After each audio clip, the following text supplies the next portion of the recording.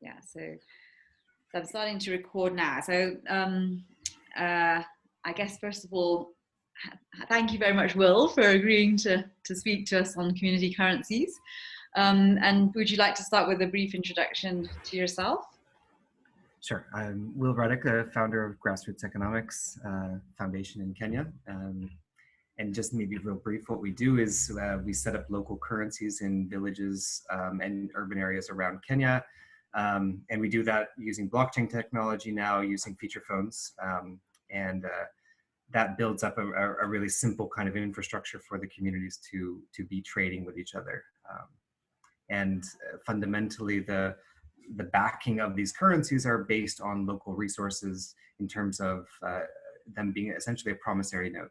So essentially we're going into communities, especially chamas or women's groups, and saying, you guys can create your own voucher. You can back it with your own local production.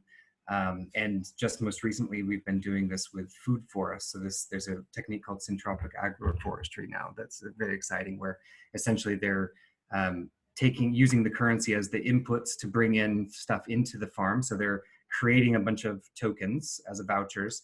Those are going out for labor and other types of farmer inputs. And so they're building up these really intensive food forests, these agroforestry plots. And then anyone can come back and use those tokens back to buy that food, right? So it's a very simple voucher concept. If you've ever been to a mall and you've seen a mall voucher where you have these tokens that can circulate among the shops in a mall, that's essentially what we're trying to get communities to do.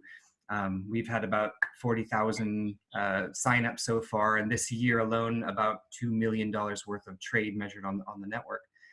So it's expanding quite quickly, and we're seeing a big difference of just things like gifting. We had a researcher come in recently and say that essentially there was as much as a 300% change in the amount of giving people were doing in these communities, because they were relinquishing their hold on informal debt in a way, right? So if I owe you 20 shillings, but now I can move that shilling debt, using one of these vouchers to someone else, right? That debt kind of becomes fungible and can start circulating. And then backing them in actual real resources, I think, is hugely important, because it bounds credit issuance, right? Versus the current space we live in right now is unbounded in the world, right? Like we live in a situation where banks are essentially free to create as much credit as they would like. And there's almost no regulation against it. I mean, IMF and other organizations are trying to stop that. They're trying to impose, changes to that, but it's very hard to do. And what we're doing is kind of saying, well, let's create contracts on a blockchain, that are transparent, that everyone can see, that limit credit issuance. They bound it to the goods and services that it's actually a claim against, right? So if you knew that the US dollar was a claim against X and it could only be issued based on these rules, that would be very nice. We don't live in that world.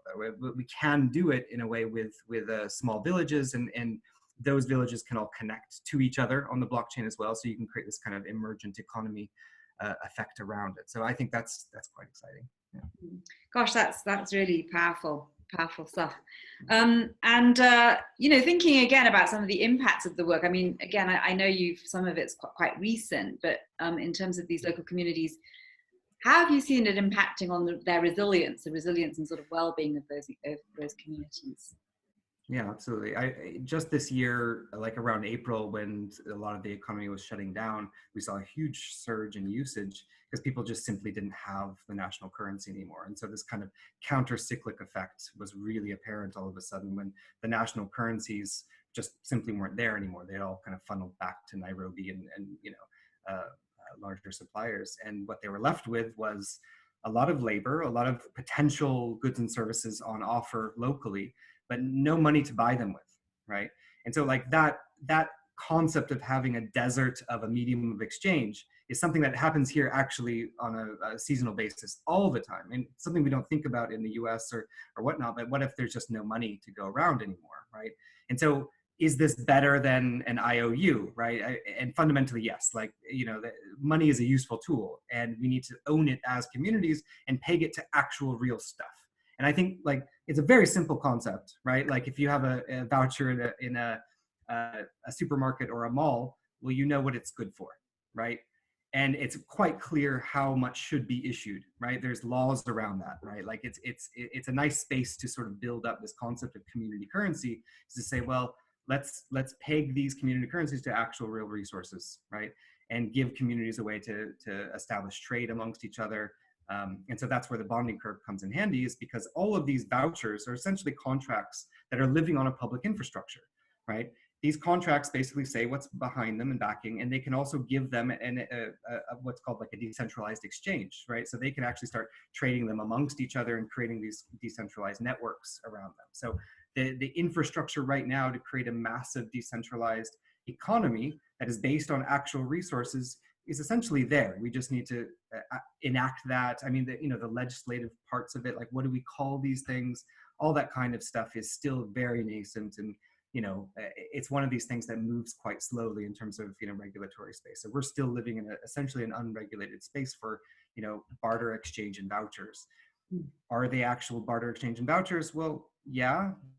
They have all these other features, like can they actually trade with each other? So if you had a mall the size of a county in Kenya, and you had another mall next to it, and they both had their mall vouchers, right? All these shops are using a similar voucher. Well, what kind of rules would you make for exchangeability between them? And that's essentially what we're doing, village by village, right? So this chama is creating their own mall voucher, and this chama is doing it, and locally they're naming that whatever they name. We don't actually even use the term currency very often. We use the term voucher a lot, or they just come up with their own local names for what it is. Sarafu is a real common one that we use in Kenya.